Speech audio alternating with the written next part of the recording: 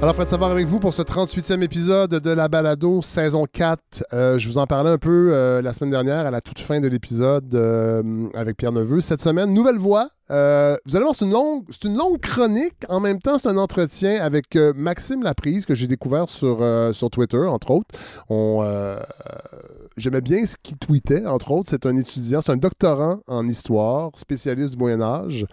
Et on va, à sa suggestion, on va s'intéresser à la périodicité en histoire. Comment on fait pour déterminer une période, comment elle commence, comment elle se termine, les grandes périodes de l'histoire et les implications aussi sur le plan épistémologique. Le genre de chronique, je crois que vous aimez. Moi, en tout cas, c'est le genre de chronique que j'aime offrir à la balado. Donc, on s'éloigne un peu des historiens ou les historiennes qu'on entend habituellement, qui font un travail exceptionnel, mais qui font un travail intéressant, j'exagère. Je m'en vais en vacances bientôt, c'est pour ça, là, je suis guilleré.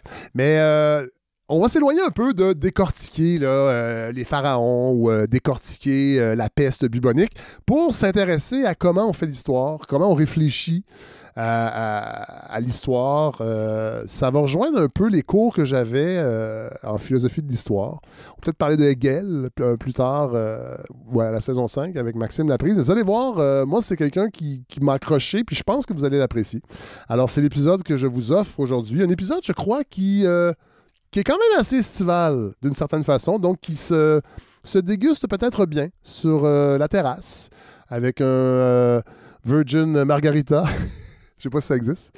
Voilà, parce que contrairement aux grands médias, nous, l'été à la balado, on prend pas vraiment de pause.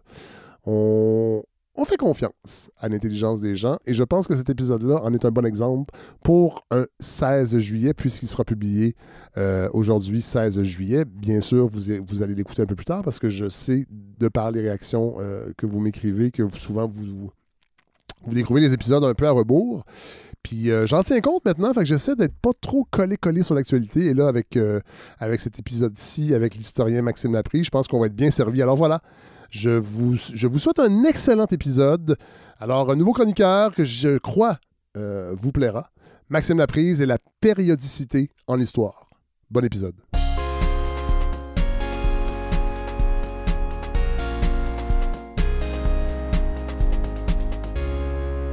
Alors, c'est avec plaisir, je dois l'avouer, que je reçois un nouveau collaborateur, Maxime Laprise. Bonjour. Bonjour, Fred. Vous êtes doctorant en histoire? Oui, à l'Université de Montréal. Chargé de cours au département d'histoire, donc spécialisé en histoire médiévale et en histoire du christianisme. Et vous vous intéressez aussi à l'épistémologie des sciences historiques. Et c'est pour ça que vous êtes là. Absolument. On s'est échangé quelques... Parfois sur Twitter, ça peut être civilisé. On en est la preuve. On s'est échangé des messages parce que, je me rappelle plus c'était quoi le déclencheur, mais je trouvais que des fois, on parlait pas bien de l'histoire. On parlait des faits historiques, mais de la science de l'histoire, donc de l'épistémologie, un peu moins. Puis c'est drôle parce que vous avez fait la même observation de votre côté. Puis là, on s'est écrit, puis je disais, hey, ça serait le fun que la balado aborde ça. On a ce loisir-là, on a ce luxe-là, en fait, de pas faire du Laurent Turcot ou du Evelyne Ferron. On aime beaucoup ça, mais les grands médias le font. Parler d'une période en particulier. Mais réfléchir sur c'est quoi faire de l'histoire. Et c'est ce que vous nous proposez aujourd'hui. Oui, absolument. Puis je pense que c'est important de le faire parce qu'on parle justement, on va souvent parler de faits historiques. On raconte des histoires, finalement. Oui. C'est un peu ce que les médias généralistes attendent, qu'on raconte une bonne histoire. Oui. Quand on écoute aujourd'hui l'histoire à Radio-Canada, l'animateur nous dit « Et X va nous raconter cette histoire-là. » Oui. Encore une fois, c'est très bien, c'est bien que ça existe, mais il faut aussi réfléchir, prendre un pas de recul, puis réfléchir à la matière, réfléchir à ce qui est une discipline scientifique. Oui, voilà. Puis il faut pouvoir réfléchir à de quelle façon on fait cette science-là, parce que la perception qu'on se fait de l'histoire a un impact sur la vie citoyenne, sur la façon qu'on perçoit la société, sur la façon qu'on perçoit, par exemple, le fait politique. Oui. Et là, ben, aujourd'hui, c'est même vous qui m'avez fait penser à faire une chronique sur cet élément-là. C'est la question de la périodisation. Oui, voilà.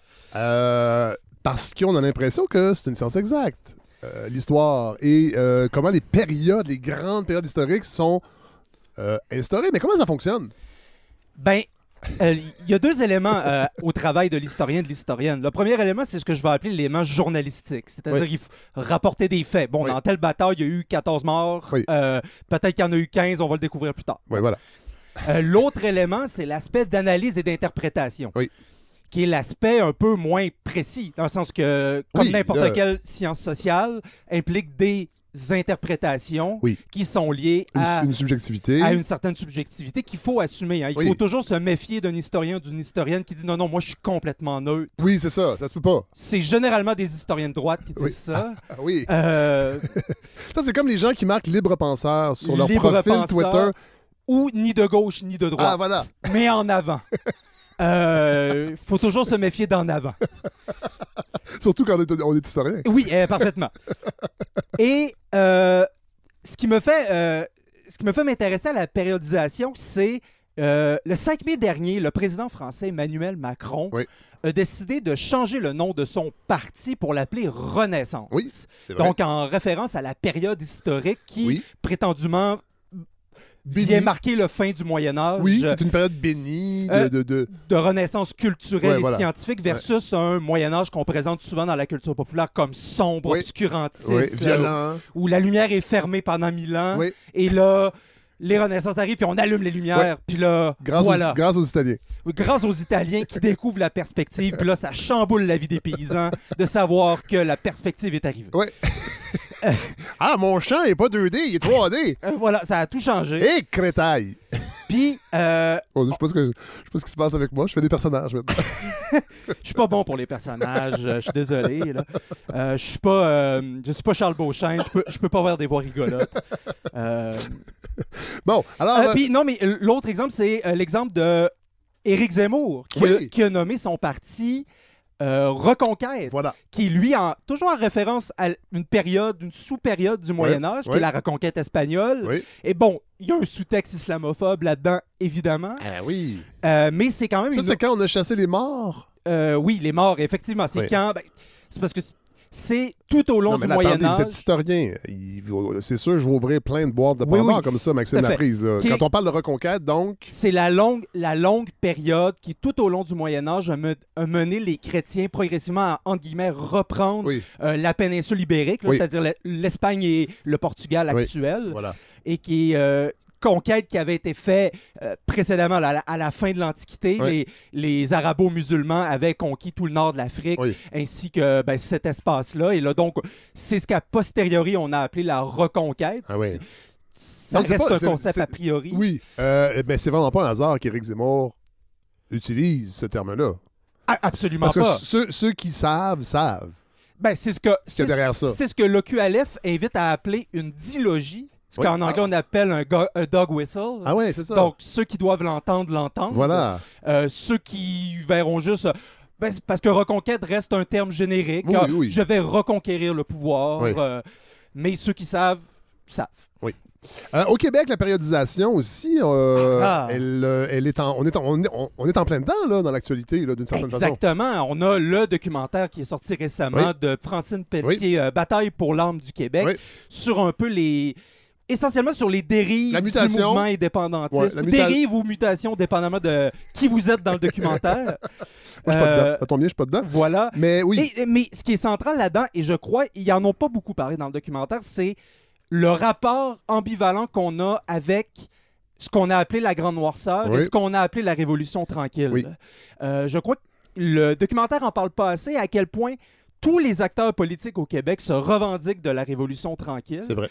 De Mathieu Bock-Côté à Manon Massé, tout le monde s'en revendique. C'est fou, ça. Pas de la même façon, évidemment.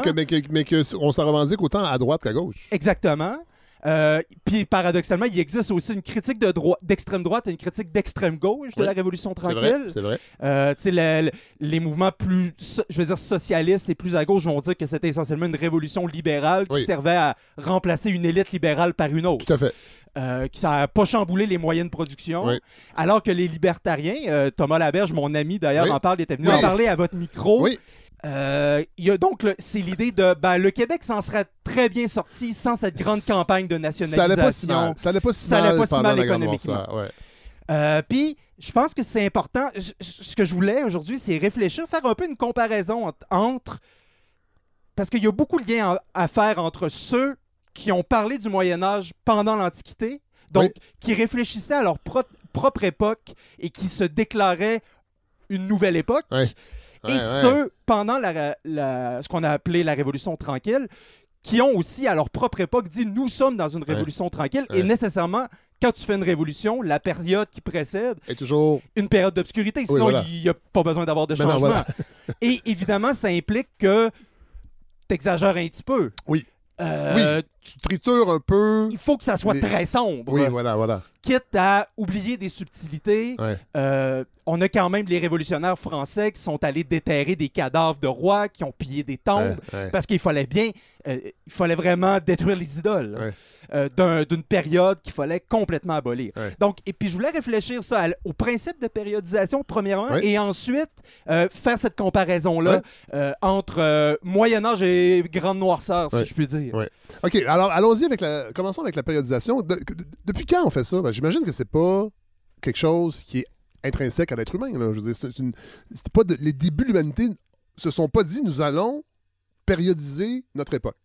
Ben, la périodisation implique premièrement qu'il y a une perception qu'il y a du temps qui s'est séparé entre nous et le début, si début il y a.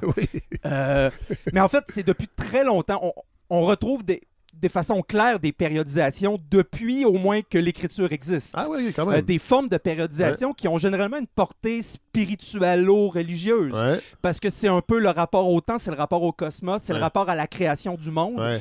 Il va y avoir aussi un rapport à la vision du temps. Est-ce que tu as une vision linéaire du temps ou une vision circulaire? Les Grecs avaient une vision circulaire du temps. Les chrétiens ont une vision linéaire. Donc Dieu a créé le monde. Il y a un an zéro. Il y a un an zéro et il y a une fin. Il y a une fin de l'histoire qui est le retour du Christ. Genre, si je m'en tiens juste à la question occidentale, par exemple que je te donne, Jacques de Voragine au 13e siècle, qui est un auteur du Moyen-Âge, fonde sa périodisation dans la Bible, évidemment. Ah oui, OK.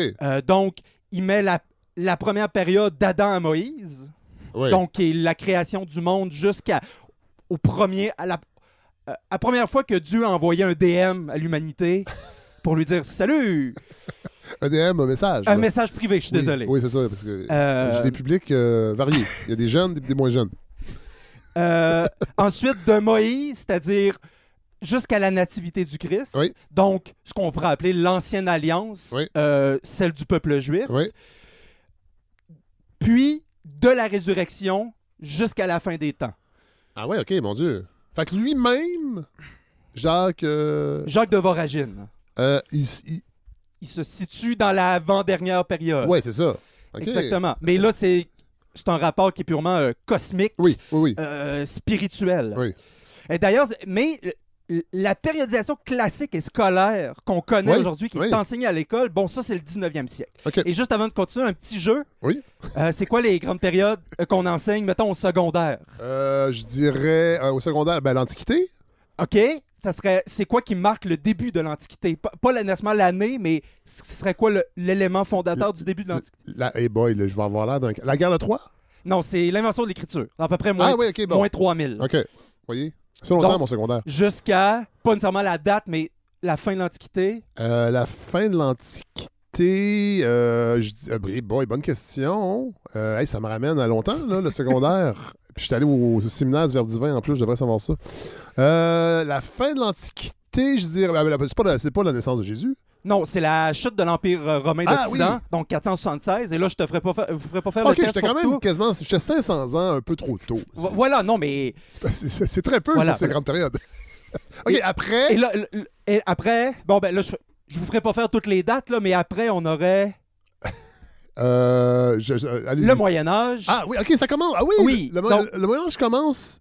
De façon... Tout de suite après, je pensais qu'il y avait une période, il y avait un buffer entre les deux. Ben, je vais revenir. Mais de façon académique, donc on a Antiquité, Moyen-Âge de 476 à 1492, à peu près découverte de l'Amérique, ou chute de Byzance, c'est un autre débat. Époque moderne, 1492 à 1789.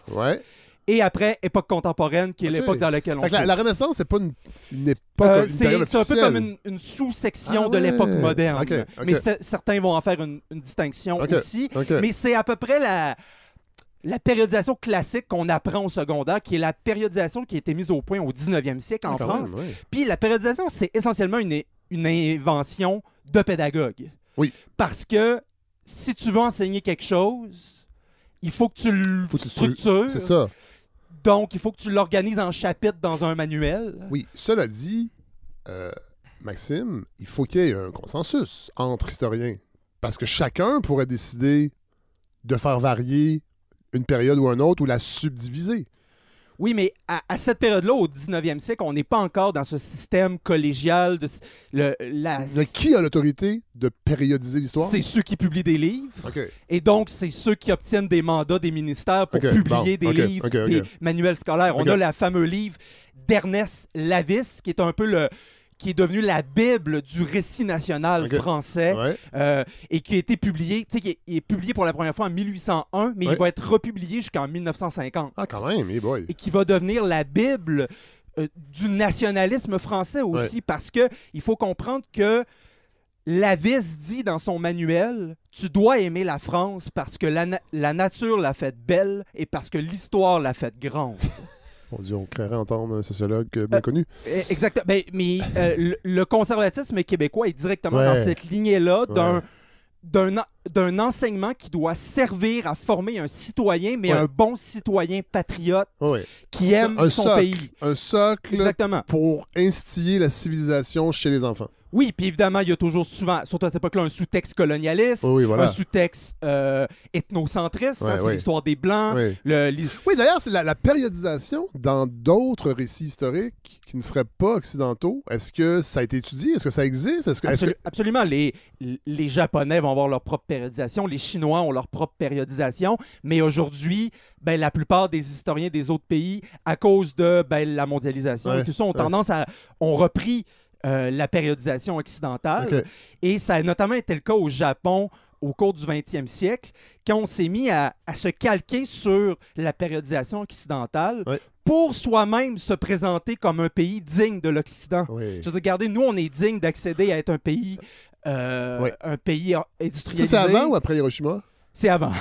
C'est non, mais c'est parce au 19e siècle avec la naissance des États-nations puis la modernisation. On va notamment avoir au Japon, on va dire, regardez, notre Moyen-Âge, on a eu des samouraïs. C'est comme les chevaliers en Occident. Fait que nous, on a vécu le même parcours que vous. Fait qu'on est un peu comme vous. Fait que nous aussi, on peut devenir une puissance impérialiste. C'est intéressant. On fait partie de votre gang. Donc, juste le rapport à l'histoire ici, on a un rapport qui est civilisationnel et qui est aussi profondément politique. Donc, c'est ça. Pour Charles Seignobos, qui est l'un des grands de l'histoire au 19e siècle, qui est souvent présenté comme l'un des fondateurs des sciences historiques, l'objectif de l'histoire est de rendre l'élève capable de prendre part à la vie sociale et d'accepter les changements nécessaires et d'y contribuer dans l'ordre. Mais c'est quand même... ça va au-delà de juste comprendre d'où on vient. On a quand même l'idée de formation à la citoyenneté, si je puis dire. Mais oui. Mais ce qu'il faut comprendre, c'est que la construction par période va souvent imposer une vision téléologique de l'histoire. Je ne dis pas théologique, mais bien téléologique, c'est-à-dire que c'est la science des fins. C'est-à-dire que les peuples auraient une forme de destinée. C'est-à-dire tout ce qui s'est produit portait en soi ce qui devait se produire par la suite. C'est pas un peu la pensée de Hegel, ça? Sur le sens de l'histoire? C'est exactement ça. Mais là, on est plus dans l'idée que les peuples ont une destinée qui leur est propre. C'est-à-dire que même pour un Seignobos qui est un républicain, qui n'est pas un royaliste, vu que l'amour du Moyen-Âge était lié au royalisme, mais même lui, il va dire, même dans ces périodes que même moi, je ne suis pas un fan, on peut aller piger des choses qui font la grandeur de la France. C'est là qu'on va voir la naissance des grands personnages comme Jeanne d'Arc, des personnages comme Charles Martel, qui sont, oui, ça reste le Moyen-Âge, mais c'est des grands noms qu'il faut glorifier aussi pour faire la gloire de la France. Et chaque période est venue pour ce que devait devenir la France, qui était un peu le phare des droits de l'homme, des droits de l'homme blanc. Des grandes idées humaines. Exactement. Puis on le retrouve un peu, cette théologie-là, on la retrouve dans le conservatisme québécois. Quand on lit Mathieu Bock-Côté, il l'écrit, là, c'est pas moi qui fais de la surinterprétation, il écrit noir sur blanc, la destinée, c'est l'indépendance. Et tout devait mener à l'indépendance du peuple québécois. Le peuple québécois, éternelle victime, qui va renaître de parmi ses cendres. Donc là, on a vraiment quelque chose qui est quasi judéo-chrétien. De la résurrection qui va mener au fin dernier, puis à l'utopie québécoise, louisianaise. Non louisianaise. Non louisianaise, c'est ça. Donc voilà, donc cette naissance-là de la périodisation vient aussi avec un rapport ambivalent, et là je vais venir, avec le Moyen-Âge. Oui. Qui est la Révolution française s'inscrit dans un rejet du Moyen-Âge. Oui, c'est ça. Oui. Parce que c'est la France des rois, c'est la France qui est dite féodale. Bon, ça, c'est un débat. Et de l'autre côté, aussi, le mouvement romantique, qui, au contraire, s'inscrit dans une espèce de regret du Moyen-Âge. Pas nécessairement pour ce qui est composé, mais l'idée d'un... Attendez, le mouvement romantique, à quel niveau? Au niveau littéraire? Oui, c'est souvent un mouvement littéraire et artistique. Donc, c'est un mouvement d'artistes. Mais qui vont exprimer une forme de regret pour le temps jadis, une forme de nostalgie pour un temps où les choses étaient plus simples, étaient plus belles, l'homme était plus près de la nature. Dans le fond, c'est un conservatisme artistique. Moi, je le dirais comme ça. Je suis pas un spécialiste d'histoire de l'art, donc peut-être qu'il y a des spécialistes d'histoire de l'art qui vont me taper un truc. Écrivez-nous! Oui, voilà. Mais il y a l'idée d'un regret d'un temps qui apparaissait plus simple et plus près de l'ordre naturel des choses. C'est intéressant. Un peu comme certains conservateurs pourraient parler de ce qu'on appelle la Grande Noirceur. C'est il y avait des problèmes, mais au moins... On parlait français, on était blanc, toutes les choses étaient bien à leur place. Les gens gueulaient pas trop. On était bien. Les gens étaient travaillants. Il y avait des problèmes, mais on était bien. Puis les gays restaient dans leur placard. Oui. On les appelait les invertis. Oui, voilà. Ou Monsieur le curé. Voilà. Non, mais... Oui, non. Non, mais tu sais, porter des robes, chanter... Oui, voilà. On salue les évêques qui nous écoutent. Mais la périodisation est restée aujourd'hui parce qu'il y a quand même un élément pratique qui est, comme n'importe quelle science, il faut structurer et classifier. Tout comme un biologiste pourrait pas dire, ben ça c'est la tête. Non. Il faut quand même donner des clarifications. Mais aujourd'hui, la périodisation, même si on garde encore la périodisation générale parce que des fois, c'est des raisons aussi bêtes que des questions administratives. Il faut bien un département d'études anciennes. Il faut bien s'organiser autour de l'époque médiévale parce qu'on s'entend à peu près sur c'est quoi. Puis il y a des points communs. Mais aussi maintenant... La périodisation est beaucoup plus affinée. Mais ça on dit souvent que elle se subdivise, j'imagine. Elle se subdivise largement.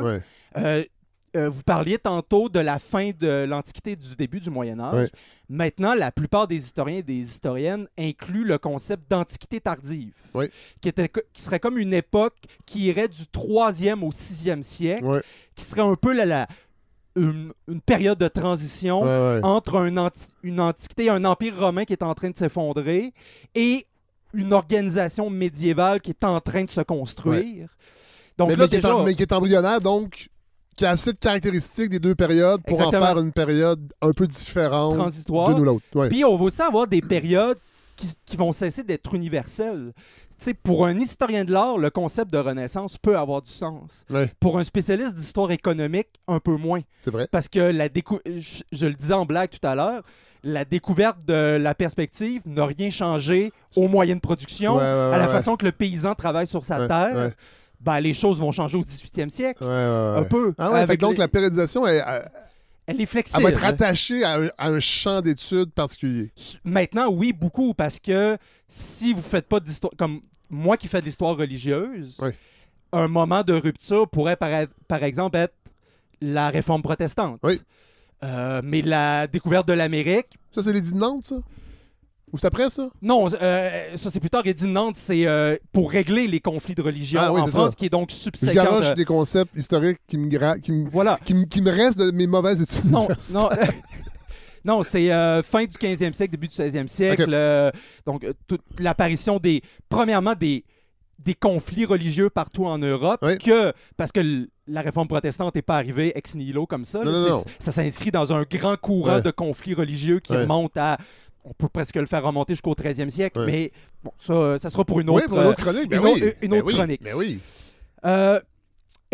Le gros problème, de la périodisation, c'est qu'elle en vient à réifier des périodes. C'est-à-dire, on dit Moyen-Âge à quelqu'un dans la rue. Attendez, Ah oui, je suis réifier. désolé. Chosifier, c'est-à-dire les rendre comme une entité indépendante et uniforme Ah ouais. qui donne... Tu sais, le Moyen-Âge, dans la version académique, c'est 1000 ans. Oui. Et ça empêche des choses en Oui. 1000 ans. Mais si je vais dans la rue, je dis... Et dans les faits, c'est pas tout à fait 1000 ans. C'est encore un autre débat, mais tu sais, par exemple, il va y avoir les partisans de ce qu'on a appelé le long Moyen-Âge. Oui. On a Jacques Le Goff, Oui. qui est un grand historien médiéviste, qui est mort. Ça se peut même que vous ayez des J'ai un livre de lui ici, ouais. Allez-y, allez, continuez. Et j'ai d'ailleurs utilisé un livre de lui pour faire cette chronique qui s'appelle Faut-il vraiment diviser l'histoire en tranches?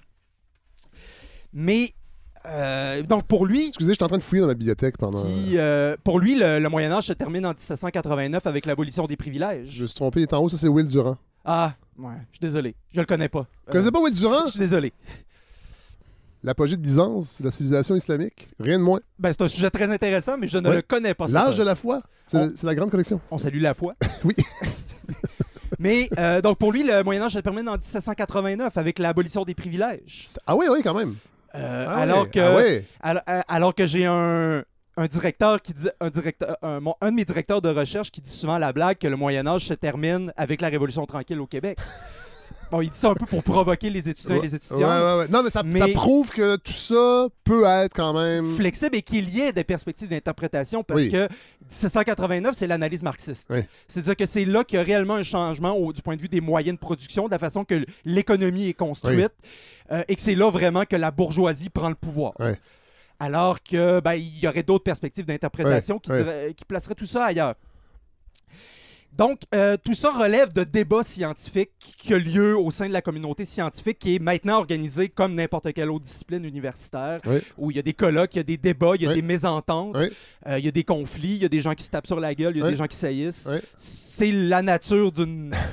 Mais c'est important de le dire qu'il y a des débats au sein de la communauté scientifique parce que, premièrement, une science où il n'y a pas de débat, c'est une science morte, ou c'est une religion, quoique même au sein de la religion, il y a des débats. Vous avez raison, Maxime, la prise de le dire, parce que pendant la pandémie, évidemment, on ne parlait pas d'histoire, on parlait de sciences exactes. Peut-être que vous n'aimez pas non plus cette moi, je dis plutôt sciences naturelles. Sciences naturelles, bon. On était dans l'épidémiologie, tout ça, bon. Mais les gens qui remettaient en cause les restrictions et, en fait, critiquaient cet aspect-là de la science, c'est-à-dire que ils s'entendent même pas entre eux autres puis ils veulent qu'on croie à ça. C'est effectivement paradoxal, mais c'est ce qui fait la puissance de la science que les gens critiquaient. Parce que si on serait encore avant la théorie de l'évolution si on fonctionnait comme ça. On serait encore des saignées. Et voilà. Et quand Darwin est arrivé avec sa théorie de la l'évolution, justement, c'était une révolution. Il a été moqué longtemps. Tout à fait, oui. Et finalement, c'était admis. Mais ce que les gens disaient beaucoup, c'est pourquoi moi, je peux pas prendre part à ce débat-là? Mais d'ailleurs, c'est pour ça que... Parce que les gens, en fait... Et d'ailleurs, il y a des spécialistes qui faisaient des mises en garde sur Twitter pour dire c'est pas tout le monde qui peut... Malheureusement, on ne peut pas tous débattre de sujets scientifiques. Ça prend un bagage de connaissances et c'est pas que les gens peuvent pas prendre part à la discussion, mais il y a quand même des spécialités avec des champs d'études qui viennent avec ça, qui sont aptes à débattre. C'est la question de la reconnaissance des expertises. Voilà.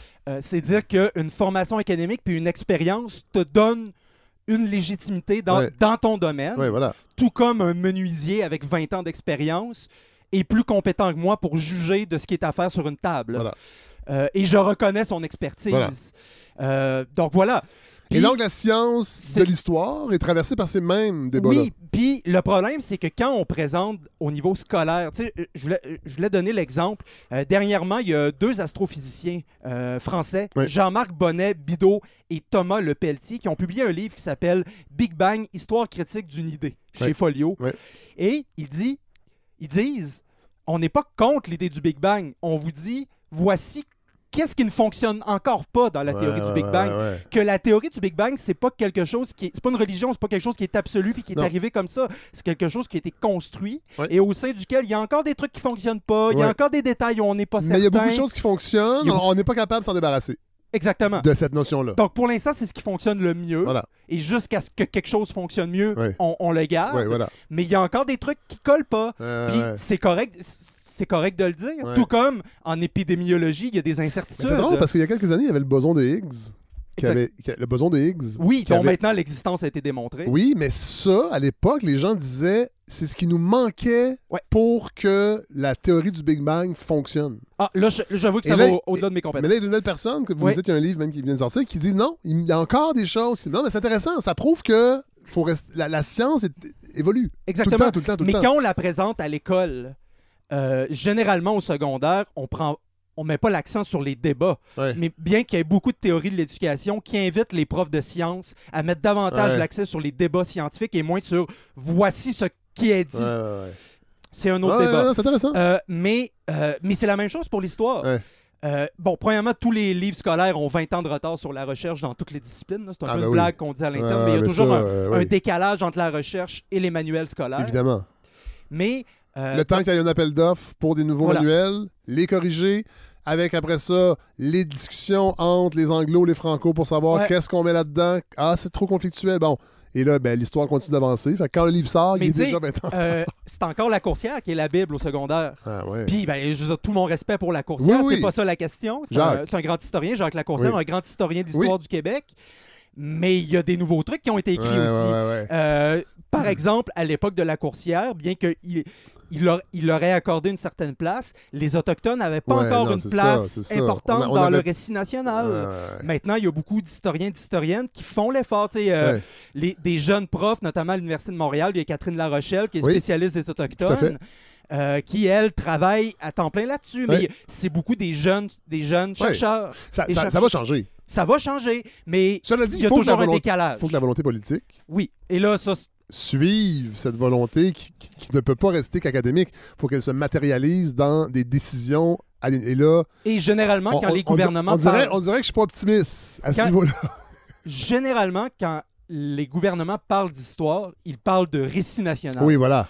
Ils parlent pas de la science ayant pour objet Non. la réflexion et l'analyse Non, des non. événements passés. Tout à tu sais. fait. Là, on est tellement là-dedans là, depuis On quelques est mois avec la Dans guerre. un récit qui doit être fixe et uniforme Ouais. et qui doit justement être un socle civilisationnel sur lequel est basée la connaissance des étudiants et C'est des ça. étudiantes. Ouais. Mais qui doit pas trop être mobile Non. et qui doit pas trop être critique. On a toute la critique sur le Critical Race Theory Ouais, aux ouais. États-Unis, Ouais. qui est en fait une réflexion de la place du racisme dans l'histoire américaine. Ouais. Donc, qui vient qui devient une critique du récit officiel Ben oui. aux États-Unis Oui. et donc théorie contre laquelle les conservateurs américains se sont insurgés Oui. parce qu'ils venaient. Ici aussi. Oui, mais ici Parce qu'on le a peur, terme- non, mais on a peur que ça Ici, arrive oui, ici. ici on va parler de wokisme Oui, c'est plutôt, ça. Oui, oui. mais c'est la même chose. Oui. C'est, on a peur de ces gens qui vont venir déconstruire, et on va même les accuser de vouloir, et ça me fait toujours rire, réécrire l'histoire. Puis, Et détruire l'Occident. oui, non, mais évidemment qu'on réécrit l'histoire, c'est Ben oui. notre travail. Oui. Ça sert Oui. c'est pour ça que c'est une science, parce qu'on va, à tous les jours, on réécrit Tout à fait. l'histoire. Parce qu'on, cette interprétation-là, peut-être pas, mais ne prenait pas en compte tel ou tel événement. Ouais. C'est comme si on accusait Darwin d'avoir réécrit la biologie. Ouais, tout à Oui, fait. il le fait, parce que c'est comme ça que ça fonctionne une science.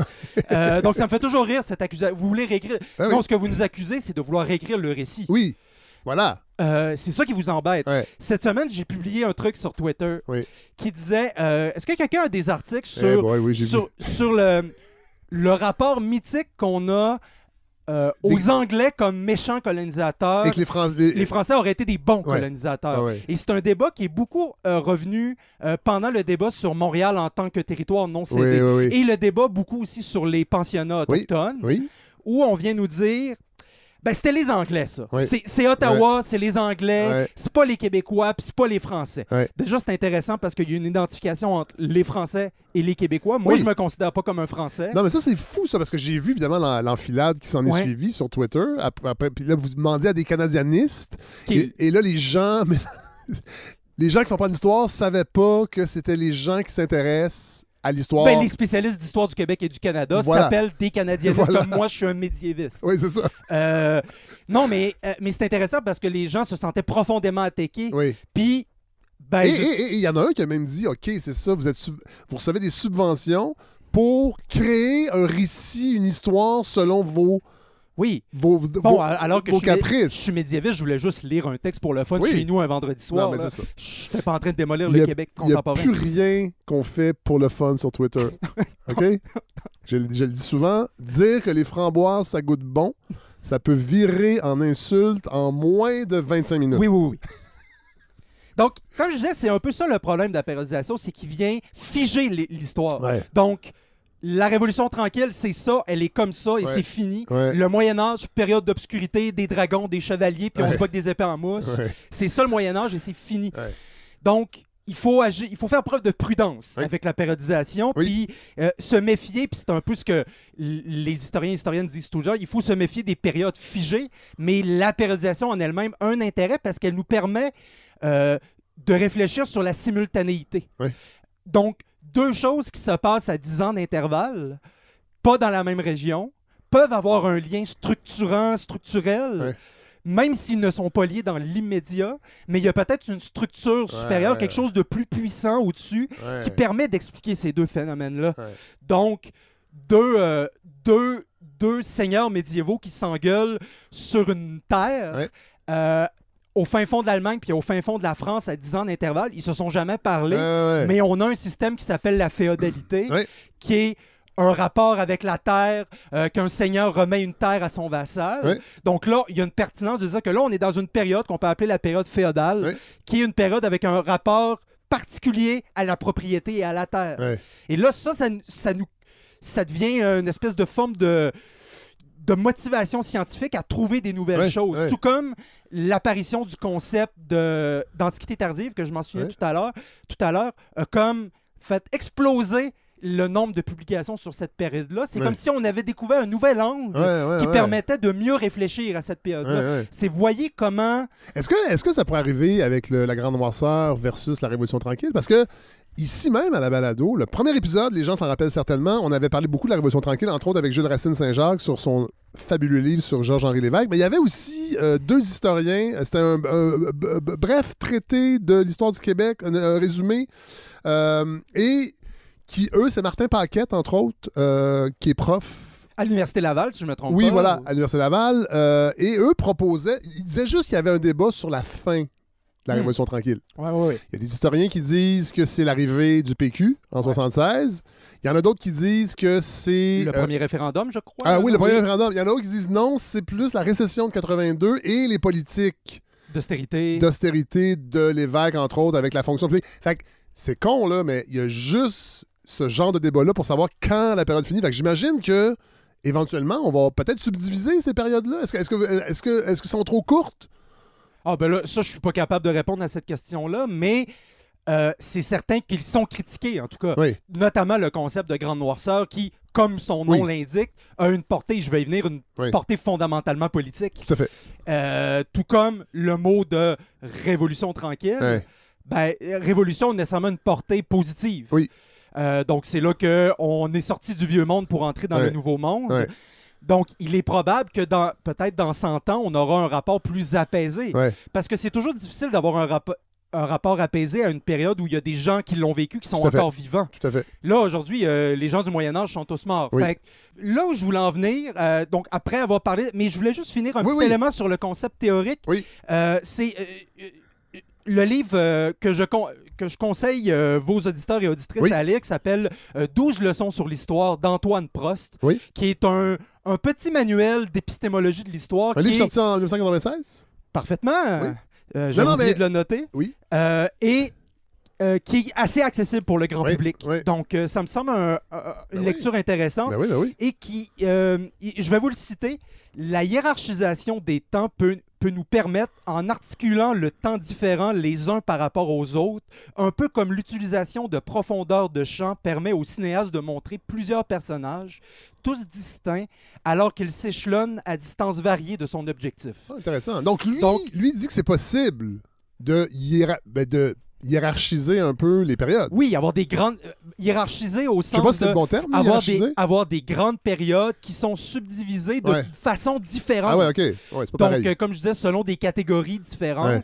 Et chaque catégorie permet de voir une période de façon différente. Ouais, Donc, peut-être ouais. qu'éventuellement, on va avoir une périodisation plus fine de l'histoire du Québec Ouais. qui va être liée à plusieurs catégories de phénomènes. Ouais. Peut-être qu'on va avoir une périodisation par les historiens et historiennes de l'art. Ouais. Une périodisation qui va être plus économique. Ouais. Mais je crois qu'il faut plus de recul Ouais. et qu'on n'est pas encore capable Ouais. de le faire parce que les gens sont encore vivants puis il y a Ouais. une portée qui est vive, qui est politique Ben oui, évidemment. et qui est difficile à Ouais. réfléchir sur le moment. Mais je voulais justement en venir à ça, je voulais proposer une comparaison, puis étant médiéviste de formation, Oui. je prends mon domaine, mais faire un lien avec la Renaissance, en fait, pour voir à quel point c'est des créations humaines, les périodes historiques, puis c'est pas quelque chose que tu vas saisir dans l'air comme ça. Voilà, le Moyen-Âge, il est apparu, puis un jour, que les gens se sont levés, ils se sont dit « Hey, c'est le Moyen-Âge, chérie! Ouais. Le Moyen-Âge est commencé! » Puis c'est une création de scientifiques, oui, mais c'est une création qui a un élément d'arbitraire. Oui, tout à fait. Qui vise, oui, à regrouper des choses ensemble, mais que c'est limite et qui ont un sens politique. Et je le répète, toujours se méfier d'un historien et d'une historienne qui se dit neutre et complètement objectif. Puis donc, je vais rapidement passer sur le Moyen-Âge pour passer à la Révolution tranquille, puis je sais pas si vous allez trouver ça intéressant. Donc, le premier à employer le concept de Renaissance, c'est l'Italien Pétrarque, donc un poète. Mais ça, il dit ça au 14e siècle. Donc, dans les années 1300. On est encore dans le bon vieux, ce qu'on appelle le Moyen-Âge. Et là, lui-même, il dit, il faut assister à une Renaissance qui, lui, entend comme... Il entend pas ça comme une période historique. Il entend ça comme ce qu'on a dit souvent à l'école, qui est un retour aux auteurs de l'Antiquité. Des auteurs comme Aristote, Cicéron et tous des auteurs qui ont... Mais c'est ça l'affaire, c'est que ces auteurs-là ont tous été lus au Moyen-Âge. Ils étaient présents au Moyen-Âge. Ils ne sont pas apparus comme par magie à la Renaissance. Ils voulaient porter sur eux un regard nouveau, un regard peut-être qui est libéré de la lecture de l'Église. Donc, on lisait Cicéron, mais à travers la lecture qu'en faisait l'Église. Donc, c'était un désir d'avoir une lecture fraîche et c'est revenu avec, par exemple, l'intérêt marqué pour l'apprentissage du grec en Occident. Un désir de retour au texte. Qui avait été détourné par le clergé. Un petit peu. C'est un débat, si on peut dire détourné, mais utilisé en tout cas. Oui, voilà. Tout à fait. Utilisé parce que toujours lu dans une perspective chrétienne. Voilà. Et là, on peut présumer qu'il y a des choses qui ont été écartées parce qu'elles ne rentraient pas dans les canons absolument. chrétiens. Il y a des auteurs qu'on a décidé de ne pas lire, mais il ne faut pas conserver l'idée de cette Église qui brûle des livres des anciens, qui les chasse. Dans les universités, les grands auteurs anciens étaient lus, critiqués, débattus. L'université médiévale, qui est une institution fondamentale, déjà avec le concept de liberté académique, qui est un autre sujet pour une prochaine tout à fait. voilà. Puis, donc voilà, il y a l'impression d'une nécessité de retour aux anciens, mais comme je dis, le Moyen-Âge lisait ces anciens-là. Donc, c'est un changement de perspective, mais qui n'est pas encore perçu comme une époque à proprement parler. Mais l'hostilité, voire le mépris des élites culturelles de la Renaissance pour le Moyen-Âge va se développer au 15, 16e, 17e siècle, où là, on va commencer à vraiment marquer une rupture. Donc, la date de cette rupture-là va être variable. Mais c'est à peu près, mettons, la chute de l'Empire romain d'Occident jusqu'à... Donc là, il y a débat, mais la chute de Constantinople, disons, la plus fréquente, donc en 1453. Et pourquoi? Mais ce mépris-là, il arrive d'où? Qu'est-ce qui fait que des gens décident de montrer du dédain? Puis là, on rappelle, il faut se remettre dans le contexte de cette époque-là, où le temps est beaucoup plus long qu'aujourd'hui. Voilà. Premièrement, c'est important, comme la Révolution tranquille, c'est une élite culturelle. Donc, ce sont des gens cultivés qui voit naître les idées liées à l'humanisme, ce qu'on a appelé les philosophes de la Renaissance et des Lumières. Et donc, il y a un projet politique qui est une transformation de la société. Et si tu veux transformer la société, ça implique de rejeter ce qui est venu avant pour créer un monde nouveau. Donc, tu sais, Voltaire c'est un auteur typique de ce mouvement-là, où c'est lui qui a vraiment mis sur la map de façon universelle l'idée de la période profonde obscurité, l'idée que l'Église était une forme totalitaire, oppressive, qui brûlait tout le monde qui passait sur son chemin. C'est beaucoup Voltaire qui a développé ce profond mépris, surtout qu'il était profondément anticlérical. C'est vrai que l'Église avait un pouvoir central dans la période médiévale, même que certains vont parler de groupe dominant, là, Ouais. de la classe dominante. Ouais.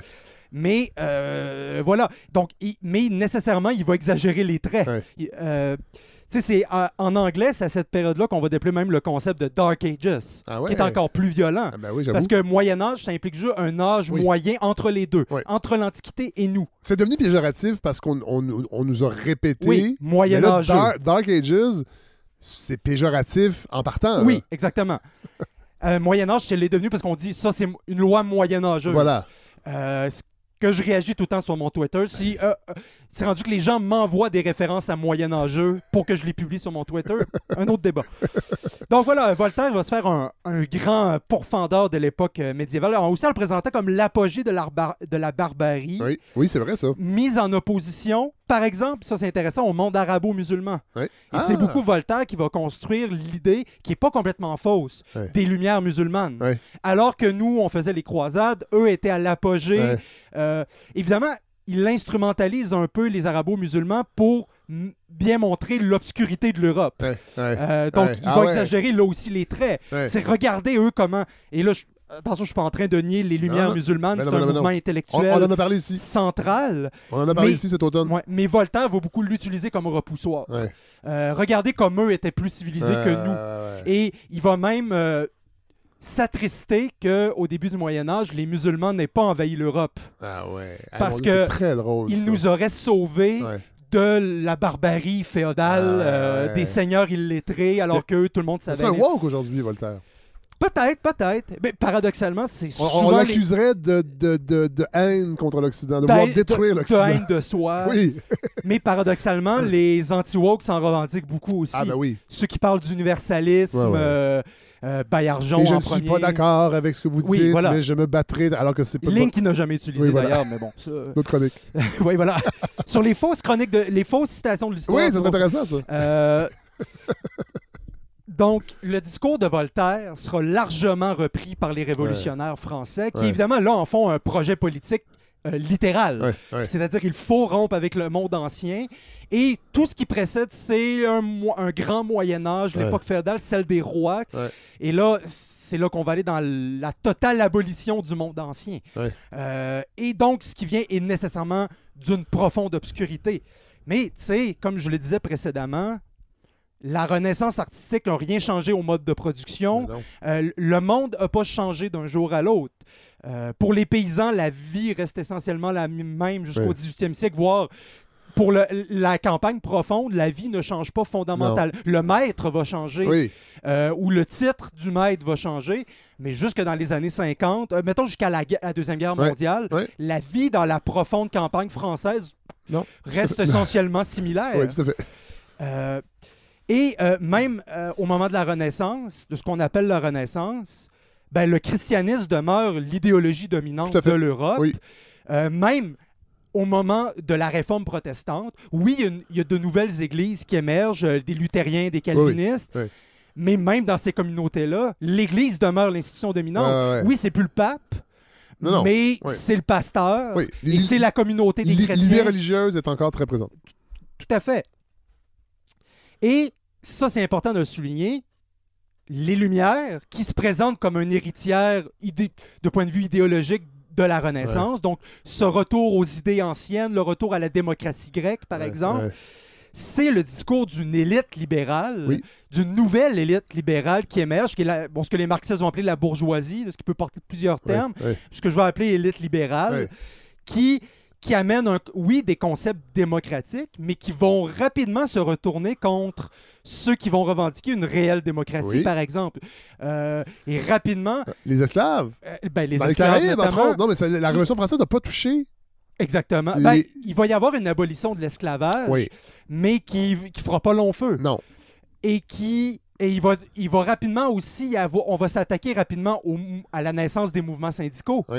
La loi Le Chapelier, peu de temps après la Révolution française, interdit la grève, Oui. interdit les syndicats. Oui. Et on faisait ça sous prétexte d'interdire les corporations médiévales, Oui, mais par la bande, on interdisait les mouvements ouvriers. tout à fait. Non, mais il faut lire Thomas Piketty, entre autres, sur Absolument. les droits de propriété. Oui, il y a eu des changements, mais c'était pas une révolution qui favorisait tout le monde. Absolument pas. Là. Il y avait pas, c'était pas si universel qu'on veut bien nous faire Non, croire. mais je suis désolé, mais c'est quelque chose que Marx a bien démontré. Oui. Quand les révolutionnaires disent liberté, égalité, fraternité, Ouais.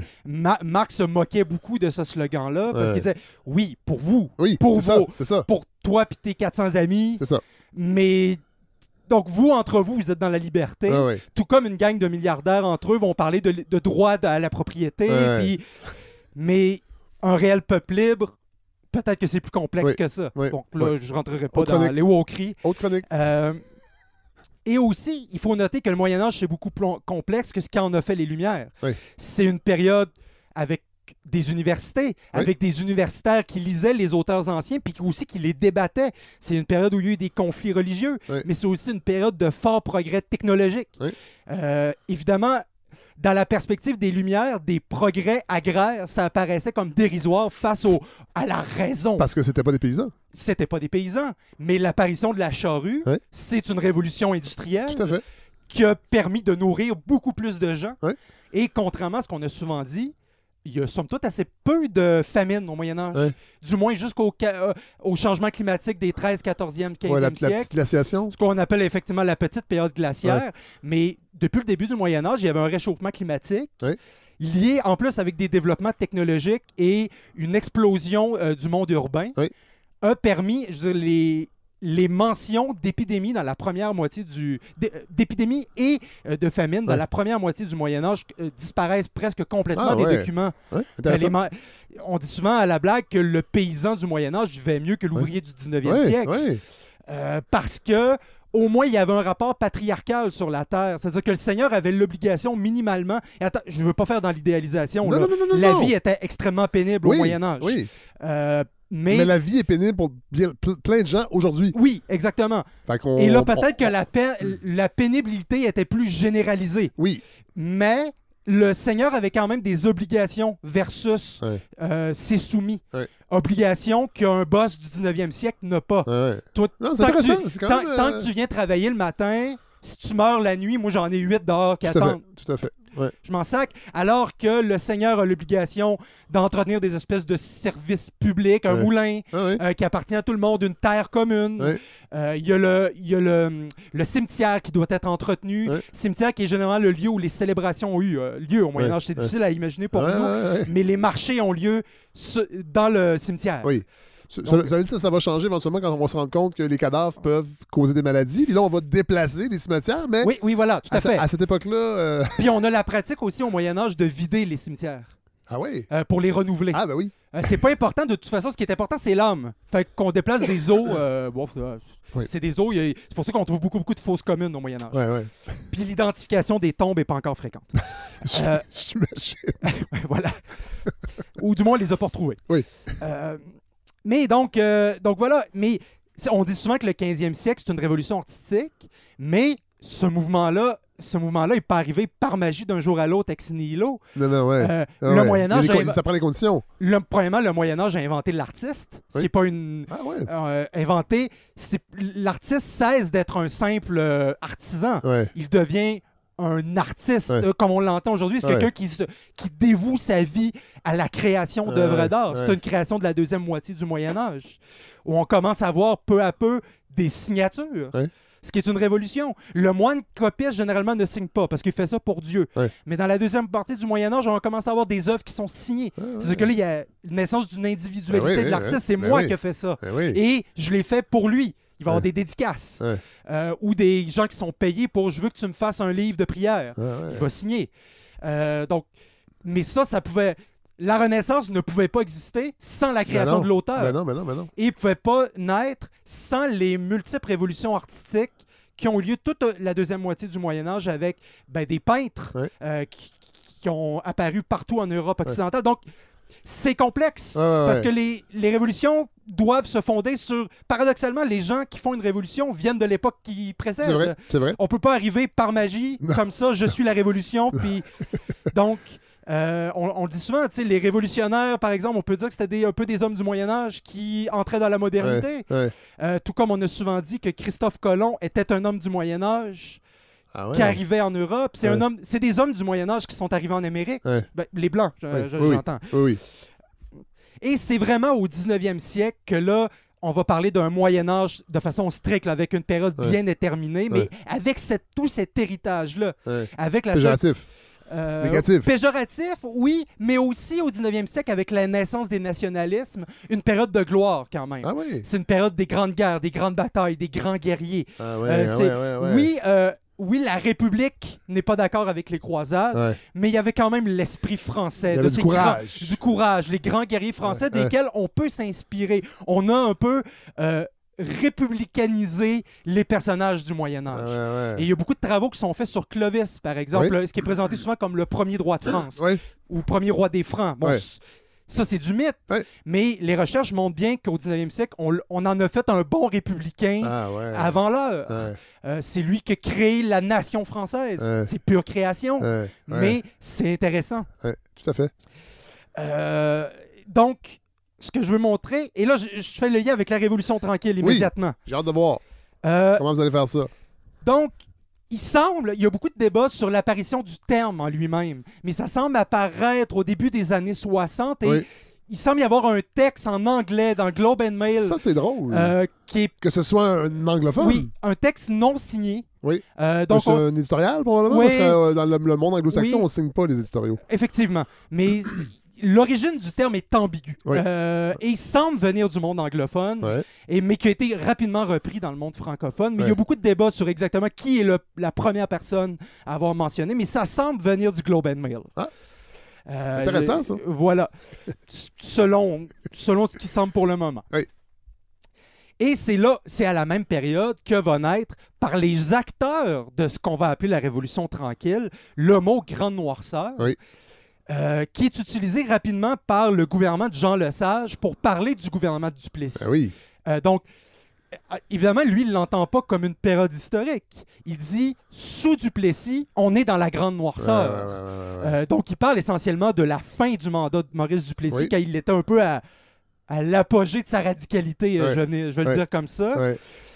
Mais c'est pas encore... Oui, parce que le règne de Duplessis, c'est pas un monolithe, là. Ben voilà. Il y a toutes sortes de choses qui sont arrivées, puis sa posture envers le monde syndical, envers plein de choses, a un peu bougé quand même. C'est pas monolithique, parce que j'ai reçu Pierre Berthelot, qui est venu parler de Duplessis ici. Je sais pas comment il est considéré en histoire, là, ce livre-là, mais...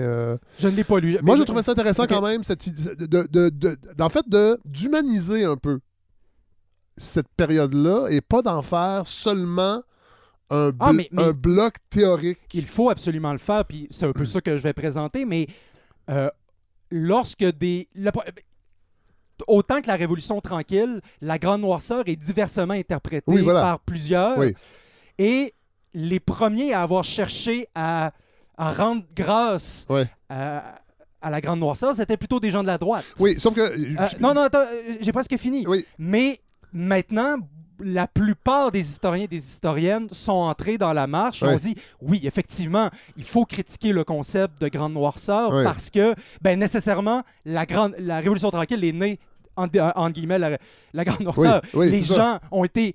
Les gens qui l'ont fait, c'est des élites qui proviennent de cette période-là et qui ont, par exemple, l'exemple est le livre de Louise Bienvenue sur les jeunesses étudiantes, les jeunesses étudiantes catholiques qui sont les ancêtres du mouvement étudiant au Québec. Oui, c'est un terreau incroyable. Un terreau à marxisme-léniniste, à militants étudiants. Oui, mais à plein de gens aussi qui, après ça, ont fait de la politique active et des technocrates. Louise Bienvenue qui est venue à la balado parler des collèges classiques et qui disait un peu la même chose, c'est-à-dire les plus grands pourfendeurs des collèges classiques qu'on a entendu, c'est les gens qui n'ont pas aimé le collège classique. Oui, voilà. Ces gens-là ont eu des tribunes et ont répété comment c'était dur le collège classique, comment c'était pas bien, mais si on regarde ça dans une perspective historique, il y avait du pas bon, mais il y avait du bon. C'est vraiment intéressant, il faut quand même pas l'oublier qui parle quand on parle de quelque chose. La plupart des historiens et historiennes ont cessé d'utiliser le terme grande noirceur à cause de son caractère profondément péjoratif. C'est devenu un terme plutôt populaire ou médiatique. Je sais même pas si, mettons, Radio-Canada l'utiliserait encore. Là, je saurais pas dire. Mais donc voilà. Donc peu à peu, le langage Révolution tranquille entre dans le langage des des politiciens, tant provinciaux que fédéraux. Là, j'ai un exemple ici, le 28 novembre 63, le député fédéral Jean-Luc Pépin déclare dans Le Devoir « La révolution tranquille chez les Canadiens français du Québec est surtout une révolte contre nous-mêmes. » Ah ouais, c'est drôle ça. Donc voilà. C'est drôle comme perspective. Tout à fait. Mais là, déjà, on voit qu'il y a une utilisation vivace du terme. Quand ça se rend d'habitude aux politiciens, c'est que c'est pas juste un truc d'intellectuel dans leur coin. Tout à fait. Donc là, on est en 63. Mais donc, à l'époque, on a une idée de révolution tranquille, mais on ne l'entend pas comme une période fixe. Non. C'est un moment. C'est un moment, et c'est un moment, comme pour la Renaissance, nommé par une élite libérale éduquée, souvent urbaine, donc plutôt montréalaise, peut-être un peu de Québec, mais essentiellement autour de ces centres-là. Beaucoup autour de l'Université de Montréal. Issus des collèges classiques aussi. Issus des collèges classiques. Donc, on a vraiment, surtout une petite communauté d'intérêt. Je veux dire, on n'est pas allé demander aux paysans de la Beauce qu'est-ce qu'ils en pensaient. Non. Voulez-vous qu'on sorte de la grande noirceur, monsieur Gagnon? Puis, je dis pas ça pour rejeter la Révolution tranquille. Non. Mais il faut pas lui donner, comme on le fait dans le récit a posteriori, un caractère universel. Faut pas la mythifier. Exactement. Où tout le monde serait entré là-dedans dans la Révolution tranquille, puis tout le monde est là-dedans et appuie. Ici, il faut réécouter le film de Pierre Perrault sur du cycle abitibien. Comment la nationalisation de l'électricité, il y a des gens qui s'y opposaient. Ça allait pas de soi. Puis c'est des gens qui ça leur coûtait cher, l'électricité, là. Mais ils pensaient que c'était un truc socialiste, puis que ça allait pas être efficace, puis il fallait les convaincre. Tout comme... Alors qu'aujourd'hui, on pense que ça allait de soi. Tout comme la sécularisation, parce qu'au-delà de l'aspect institutionnel, il y a là un aspect spirituel comme en ligne de compte. Si tu dis à quelqu'un, tes valeurs... sont niaiseuses. On n'en a même plus besoin de tes valeurs. On n'en veut plus. Nécessairement, on peut comprendre que quelqu'un se sente attaqué. J'aurais probablement, du moins dans l'immédiat, été attaqué aussi. Tout comme si on me dit, on rejette le concept de filet social totalement. C'est une valeur à laquelle je crois. Je serais attaqué puis je serais fâché. Tout à fait. Puis peut-être que dans 200 ans, on me trouverait cave d'avoir été fâché. Peut-être. Il s'agissait de se retrousser les manches. Voilà, et travailler plus fort. Travailler plus fort. M'acheter une maison. Je te une maison. Non, mais c'est ça. En 1977, le politologue et ancien militant du RIN, donc le Rassemblement pour l'indépendance nationale, Denis Monnière, écrit « À l'ère du conservatisme clérico-politique et de l'immobilisme social et intellectuel, succède l'ère du progrès, du changement social et culturel et de la revalorisation du politique et du nationalisme. » Donc là, on a l'idée mythifiée de cette grande révolution généralisée à tous les points de vue, d'un changement en profondeur de la société. Cependant, très bon mémoire que j'ai lu d'Olivier Dixon, un mémoire de maîtrise sur la question, qui fait une revue des perceptions de la Révolution tranquille, que pendant les années 60, justement, comme tu disais, un grand nombre de protestations ont eu lieu, mais tant à gauche qu'à droite. Oui, la droite catholique ou juste réactionnaire s'y opposait, mais on a aussi les marxistes-léninistes qui trouvaient que ça allait pas assez loin. Puis le mouvement marxiste-léniniste a été très important au Québec, on en parle peu, mais a été un acteur de progrès social assez important, notamment dans les universités. Et ça me fait toujours rire d'ailleurs qu'on... Et c'est les idées qui ont animé le FLQ aussi, là, en tout respect. Tout à fait. Et en tout respect pour ce qui a été moins bien du FLQ, il faut quand même le dire. Là. Il y a eu des attentats, mais reste que c'était un mouvement animé par des idées politiques. Absolument, qui étaient liées... au marxisme-léninisme. Absolument. Puis je trouve qu'on n'en parle pas assez parce qu'évidemment, on blanchit toujours l'histoire, puis des méchants marxistes-léninistes au Québec, on n'aime pas trop ça, fait qu'on n'en parlera pas. Et je pense aussi... Jean-Philippe Warren a écrit un très bon livre là-dessus. Mais je pense aussi qu'on n'en parle pas parce que, si je me trompe, corrigez-moi, bien que c'est pas votre période, mais les marxistes-léninistes ont été rarement... marchaient rarement côte à côte avec les indépendantistes. Effectivement, c'est vrai. C'était plutôt Parce qu'ils croyaient à une instance supranationale en fait, le mouvement... les communistes surtout. Le mouvement communiste était divisé, puis c'était un objet de division profonde au sein même du mouvement communiste. Oui, voilà. Encore aujourd'hui, bien Ouais. qu'on n'est plus beaucoup, mais il, Ouais. il est encore là. C'est-à-dire, souvent, les marxistes... Ils croiront pas, en fait, à l'idée nationale parce qu'il Exactement. faut unir en fait, les marxistes, les la lutte. dits orthodoxes, là, qui suivaient la ligne du Comintern, Ouais, ouais. si je puis dire, Ouais. eux, c'était donc le rejet des nationalismes et l'idée de classe contre classe. Ouais. Donc, il ne s'agit pas de faire l'indépendance, il s'agit de faire la révolution. Mais non, mais je pense que c'est pour ça qu'on a un peu éludé Oui, voilà. les idées maintenant de ce mouvement-là. C'est que, puis beaucoup, pendant longtemps, l'histoire a été faite. En tout cas, je pense que la façon qu'on la racontait, c'était beaucoup avec la sensibilité progressiste, indépendantiste. Je vais dire social-démocrate de gauche. Voilà. Et ces gens-là, ben, ces gens-là, c'est-à-dire les marxistes-léninistes, on les sentait pas, je pense, comme des partenaires Oui, puis- de l'idée de l'indépendance. Fait qu'on a mis de côté tout ce qui venait avec Je ça. suis tout à fait d'accord. Puis, qui plus est que dans Je dis nous, là, mais je suis pas là-dedans. la phraséologie communiste, un social-traite, on appelle ça un social-démocrate, on appelle ça un social-traite. Ouais, voilà, c'est ça. Donc, l'idée de la tension. Ouais. Mais il y a eu quand même, notamment du côté plutôt des trotskistes, Oui. là, il y avait plutôt une base indépendantiste réelle, Ouais. puis donc qui a été présente au sein du FLQ, Ouais, notamment, puis aussi de tout ce qui était mouvement anti-impérialiste. Ouais. Ces mouvements-là, c'est pour ça qu'il y a aussi beaucoup paradoxalement, de maoïstes indépendantistes, Ah ouais. dans la logique de droit à l'autodétermination des peuples. Ouais. Bon, je suis pas un maoïste Non. moi-même, je suis plutôt du côté des trotskistes, mais je veux dire, le mouvement maoïste a donné naissance quand même à beaucoup de politiciennes Oui. au Québec, notamment Françoise David. C'est vrai? Euh, Alain Dubuc?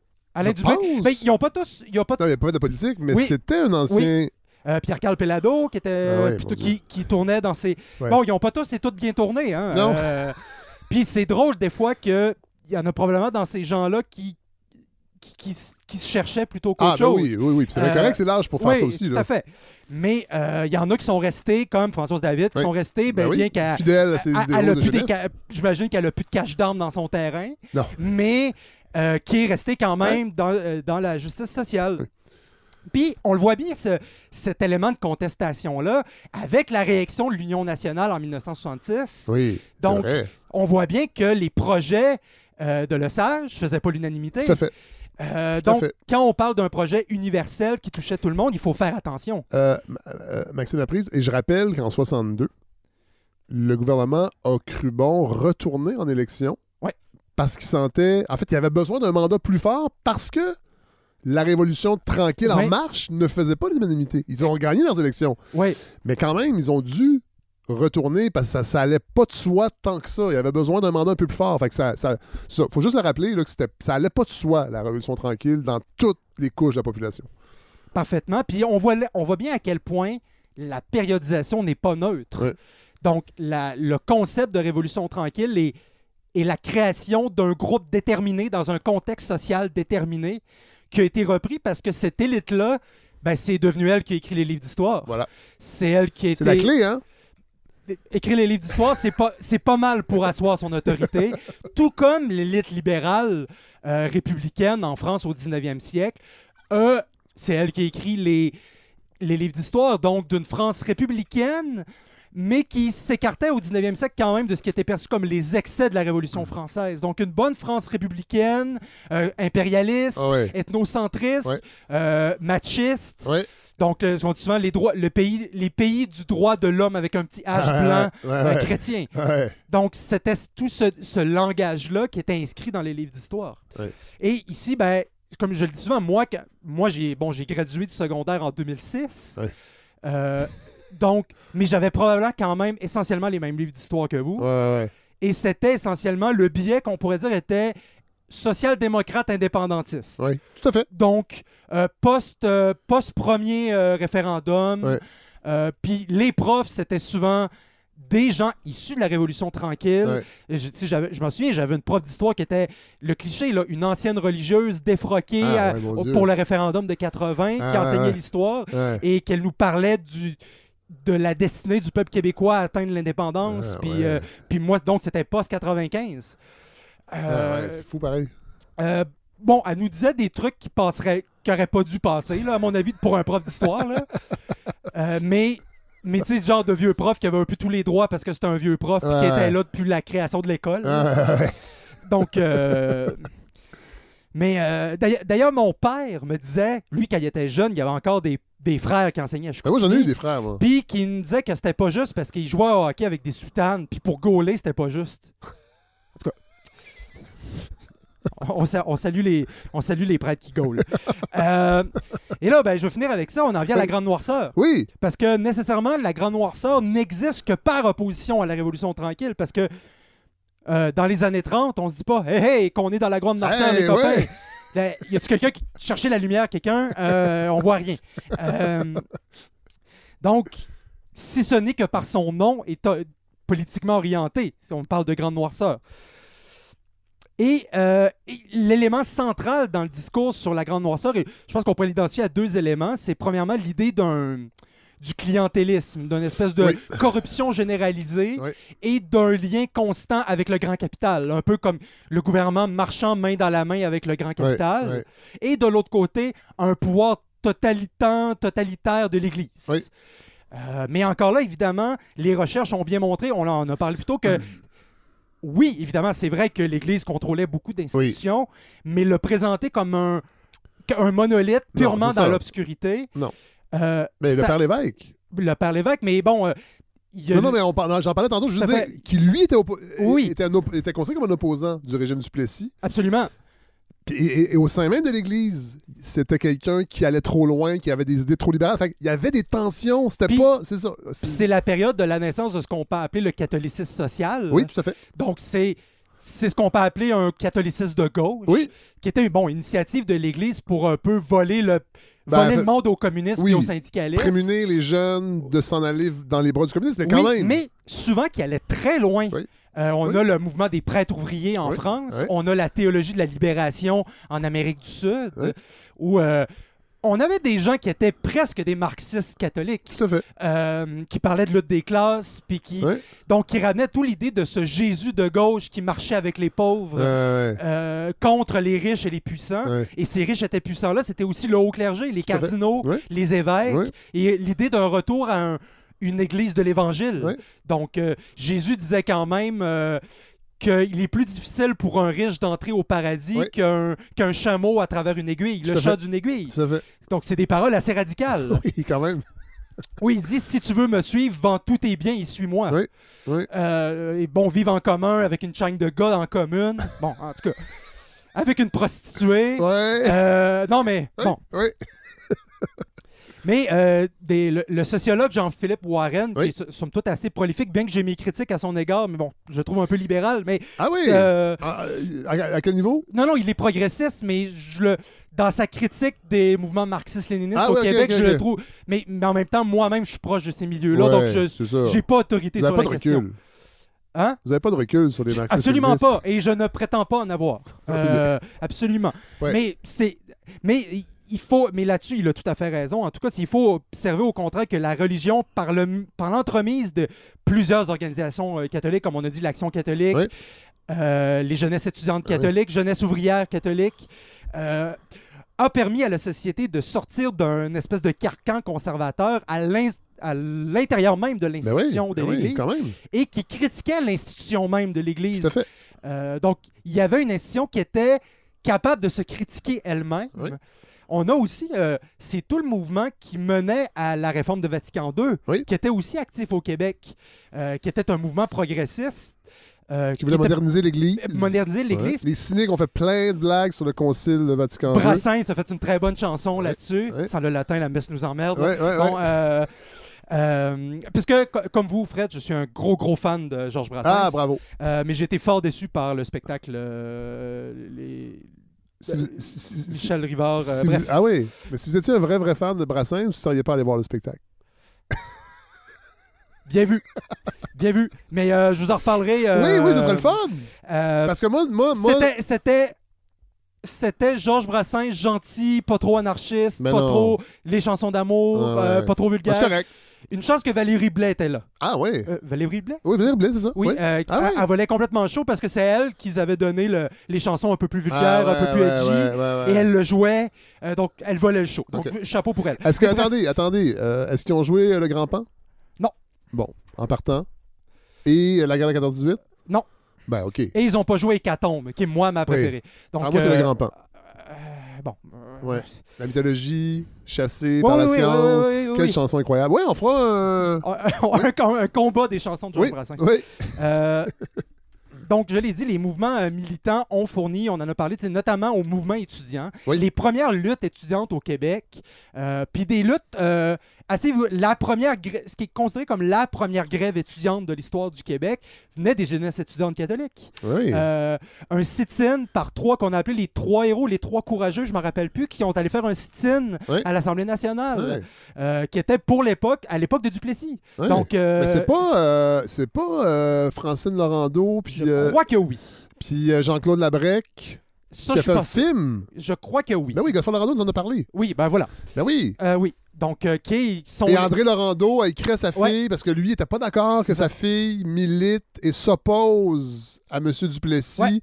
parce que ça allait lui nuire. Puis, oui, Godefroy en a parlé de Et ça. ils ont C'est intéressant, essentiellement ça. créé le mouvement étudiant au Ben Québec. oui, ben oui, ben Donc, oui, ben oui. Voilà. Et je vais finir avec ça, c'est y a-t-il réellement rupture? C'est ça la grande discussion. Entre la Grande Noirceur Oui, et voilà. la Révolution tranquille. Parce que, comme je l'ai dit, l'idée de périodisation et l'espèce de... Et je l'ai dit, ça donne l'idée que ça devient figé. Oui. Il y a deux blocs Oui. uniformes, et là, il y a comme une explosion, Il y a une une période rupture. qui cesse. C'est ça. Et d'un jour à l'autre, on se lève. Hey, chérie, la révolution tranquille Ouais. est commencée. Voilà. Ah oui. Faudrait que je me change. Comment je m'habille pour une révolution? Par exemple, Fernand Dumont, Oui. dont le nom n'est plus à faire, grand Non. historien, Oui. nous met en garde contre une interprétation de la Révolution tranquille qui a été mise de l'avant par une certaine élite, une interprétation de rupture qui nie la conscience historique, les accomplissements du passé. Oui. Un autre, l'historien Paul-André Linteau, Ben oui. il dit « La Révolution tranquille n'est pas le fruit d'une génération spontanée. Elle est l'aboutissement d'une évolution séculaire du Québec.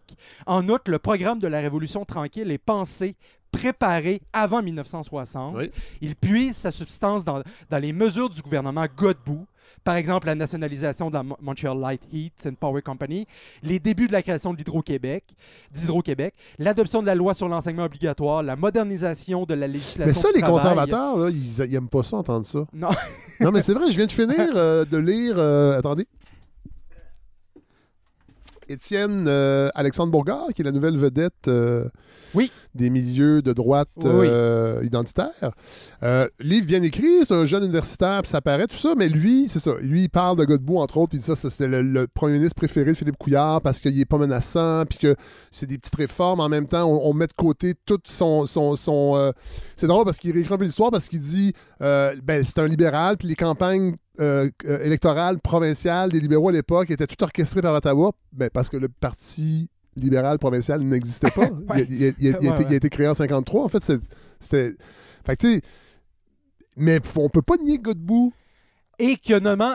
a modernisé. oui, et que... Et sur le plan de l'agriculture, parce que c'est un agronome de formation. Voilà. Et c'est comme ça qu'il s'est lancé dans le guillemets service public. C'était pour moderniser l'agriculture Et au Québec si- qui avait du retard. Si on joue les matérialistes / marxistes, on peut dire, est-ce que c'est pas là, par exemple, c'est pas là un réel élément de rupture? Tout à fait. S'il y a une modification du point de vue des moyens de production, de la vie que les gens vivent oui. sur le terrain, Oui. est-ce que ça serait... Et là, je fais ça pour... Je suis pas spécialiste de la question. Non, mais juste pour le est-ce que fun de c'est- brasser des idées. Est-ce que ça serait pas là un élément plus marquant pour le commun des mortels Que la que- création de l'UQAM. que la création de l'UQAM ou des jeunesses étudiantes catholiques qui Oui. demandent la messe en français? Tout à fait. Là, Oui. je fais exprès, mais... Donc, notamment, chez Godbout, le début des débats liés au vote des femmes. Oui. Qui Oui. est, somme toute, Bon. un élément assez fort. Est-ce que... Faut voir ce qui motivait derrière ça, là, mais parce que... Non, mais Mais c'est fait évidemment. pareil. Il l'a fait. il l'a fait Il pareil. l'a-tu fait ou il l'a pas fait? Il l'a fait. Ben voilà. Il aurait pu s'y opposer. Il aurait pu être du mauvais côté de l'histoire et C'est s'y vrai. opposer. C'est vrai. Et là, j'en ai parlé, c'est toute la critique de gauche Oui. de la Révolution tranquille, Oui. parce que tout le monde s'en revendique. Mathieu Bocoté voit la Révolution tranquille comme une affirmation du peuple québécois, Oui. et il va voir, par exemple, l'État-providence comme une façon pour le peuple québécois de se maintenir. Oui. C'est un peu comme... Puisque Mathieu Bocoté répète constamment qu'il est libéral. Oui. Oui. Bon, ça, c'est un autre débat. Oui. Mais qui soutient les institutions libérales, Oui. et que, dans ce contexte-là, les institutions, je veux dire keynésiennes, Oui. étaient nécessaires Oui. parce que le peuple québécois avait besoin de ça pour survivre. Oui. Donc, c'est pas C'est pas un social-démocrate. Il Non. dit pas ça parce que c'est pour le bien commun. Non, puis c'est un filet social, puis non, c'est ça. Il dit pas parce que c'est bien pour les pauvres. Il dit parce que c'est bien pour la langue. Oui. Donc, voilà. Donc, cette période qu'on a souvent présentée comme l'intervention de l'État-providence, le keynésianisme qui en fait, mais on peut aussi en faire une révolution libérale. Ouais. Donc, d'une élite qui est venue s'imposer pour remplacer une élite. Ouais. C'est juste qu'à la place d'un boss anglais, t'as un boss qui parle français, Ouais. T'as un boss pareil. mais ton rapport au capital n'est pas profondément modifié du point de vue d'un travailleur, là, des travailleurs et des travailleuses. Oui. Il faut quand même que tu rentres puncher le matin. Oui. Ton boss te traite encore comme de la marde, sauf qu'il te traite comme de la marde en français. Voilà. Fait que t'es fier. Ouais, t'es fier. T'es un patriote. Et l'analyse de gauche va souvent dire le but de la Révolution tranquille, c'était tout simplement de rattraper le retard du point de vue économique du reste du Canada. Et maintenant que le retard a été comblé, on peut se débarrasser des institutions keynésiennes. La job est faite. Oui.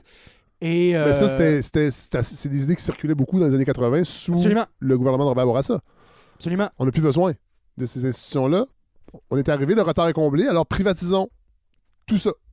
Et ça revient cycliquement. On est encore un peu là-dedans, parce que là, il va y avoir la réforme de la santé, puis on va nous dire, peut-être que le privé, ça serait intéressant qu'il y ait encore plus de... En tout cas, bon, excusez-moi, j'ai une autre parenthèse que j'ouvre. Mais pourquoi je parle de ça? Parce que ça montre à quel point la périodisation, c'est une création humaine. Parce que là, on a des gens de toutes les orientations politiques qui vont se revendiquer des mêmes périodes et qui vont les critiquer de façon différente. Oui. Et là, évidemment, il y a toute la critique à savoir quand est-ce que ça commence, quand est-ce que ça finit. Je ne reviendrai pas là-dessus. C'est pas d'un intérêt fondamental. Non. Mais ce débat-là existe parce que quand tu débats du début et de la fin, tu débats sur la nature substantielle de ce qui fait cette période-là. Oui. Si tu la places au début du premier référendum, ça serait donc un caractère profondément national. C'est le peuple québécois qui se soulève. Et là, l'échec du premier référendum, ça marquerait la fin parce que c'est l'échec. Et donc, c'est la fin de la Révolution tranquille. Si d'un point de vue économique, c'est intéressant la perspective. Exactement. Donc, c'est plutôt... 82, 83, 84, quand on remet en question, dans le fond... Choc pétrolier, le néoconservatisme... Est-ce qu'il faut vendre au privé des institutions de la Révolution tranquille? On peut dire que oui, là, sur le Comme moi, je serais plutôt un partisan de cette analyse-là, qui est plus matérielle. Oui, voilà. Alors, qui touche directement la population, contrairement à des principes d'affirmation. C'est joli pour une classe d'intellectuels, mais quand tu crèves de faim, tu t'en sacres un peu de l'affirmation nationale. Totalement. À moins que cette affirmation-là nationale s'inscrit dans un projet économique ou social, comme le proposaient les premiers indépendantistes. C'est vrai. C'est pour ça que moi, je dis souvent que je suis un paléo-indépendantiste, dans le sens que d'un projet... de Chartrand. L'indépendantiste de Michel Chartrand, c'est moi. Voilà. Autre chronique. Oui, voilà. Donc, voilà, puis là, on voit, et là, je finis là-dessus. Oui, en conclusion. Là, j'ai fini, mais on voit à quel point la tension entre mémoire et histoire est profonde. Oui. Et c'est pas la même chose. C'est pas la même chose entre commémoration, mémoire, histoire. Oui. C'est deux choses différentes, puis la mémoire, c'est le rapport qu'on entretient au passé. L'histoire, c'est la science qui étudie, qui interprète le passé, qui est en constante évolution. Le problème, c'est quand les deux entrent en opposition, là, il commence à y avoir des tensions intéressantes du point de vue social, et notamment, on va s'attaquer aux universitaires. Et c'est ce qui se passe en ce moment. Exactement, c'est ce que j'allais dire. Donc, les universitaires qui osent remettre en doute la mémoire, là, deviennent des dangers parce qu'on dit qu'ils vont réécrire l'histoire. Parce on l'a vu au dernier Oui. congrès de la CAQ, les propositions de créer des musées Exactement. sur l'histoire du Québec. Là, on n'est pas dans l'histoire, on est dans la mémoire. On est dans la Parce mémoire. qu'il va y avoir un récit particulier. Et qui va l'écrire, cette mémoire-là? Voilà. Ça sera pas... je donne tout le temps cet exemple-là, elle va être écœurée, mais ça sera pas Catherine Larochelle à l'Université de Montréal qui va l'écrire. Non. Elle sera probablement pas consultée. Non. Ça va être... Ça va être Steve Larochelle, militant de la CAQ, qui aimait l'histoire au cégep. Mais t'oublies son assistant de recherche, Kevin. Oui. Voilà. Excellent, il apporte beaucoup. Alors, il faut être prudent. C'est mon message final. Quand on parle de période historique, il faut cesser de voir des monolithes. Ce sont des constructions humaines avec lesquelles il faut être prudent. Voilà. Maxime Laprise, merci. La glace est brisée. Je rappelle, vous êtes doctorant chargé de cours au département d'histoire de l'Université de Montréal, spécialisé en histoire médiévale. Et là, pour la balado, on va refaire l'exercice. On va parler d'épistémologie. Comment on fait pour faire de l'histoire? Absolument. Prochaine fois, je ne sais pas encore, je vais parler, mais on verra. Plein de sujets. On a lancé plein de pistes. Merci vraiment, c'était passionnant. Merci, bonne journée.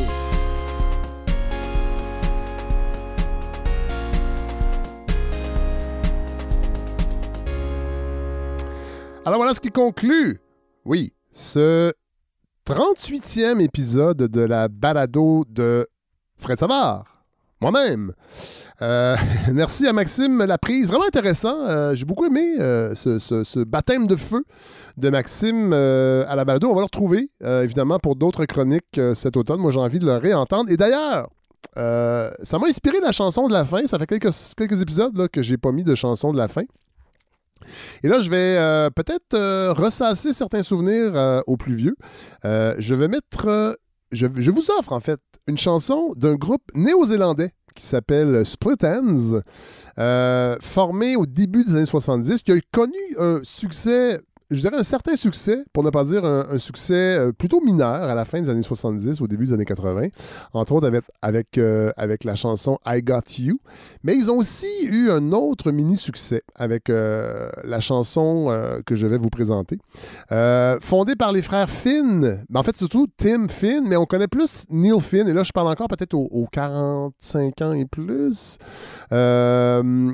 Qui par la suite, Split Enz, est devenu Crowded House dans les années 80, avec évidemment la chanson Don't Dream It's Over. Hey now, don't dream it's over. Une excellente chanson. Groupe australien. Split Enz est officiellement groupe néo-zélandais, mais bon, c'est à côté de l'Australie. On n'entend pas souvent parler du rock australien, à part quand on parle des AC/DC ou d'NXS, mais il y avait Split Enz auparavant. Donc voilà, chanson, peut-être chanson thématique, oui. La chanson History Never Repeats, Split Enz. Bonne semaine tout le monde. History never repeats. I tell myself before I go to sleep. Don't say the words you might regret. I lost before, you know I can't forget. There was a girl I used to know. She dealt my love a savage blow. I was so young, too blind to see. But anyway, that's history. I say history never repeats. I tell myself before I go to sleep. Don't say the words you might regret. I lost before, you know I can't forget. You say I always play the fool. I can't go on if that's the rule.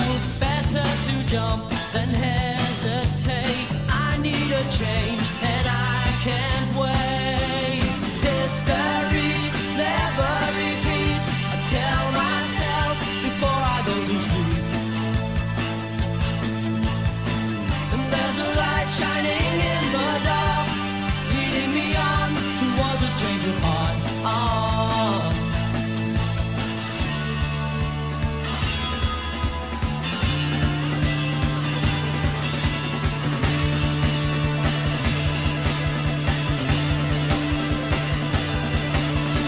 History never repeats. History never repeats. Deep in the night, it's all so clear. I lie awake with great ideas, lurking about in no man's land. I think at last I understand. History never repeats. I tell myself before I go to sleep. There's a light shining in the dark, leading me on towards a change of heart.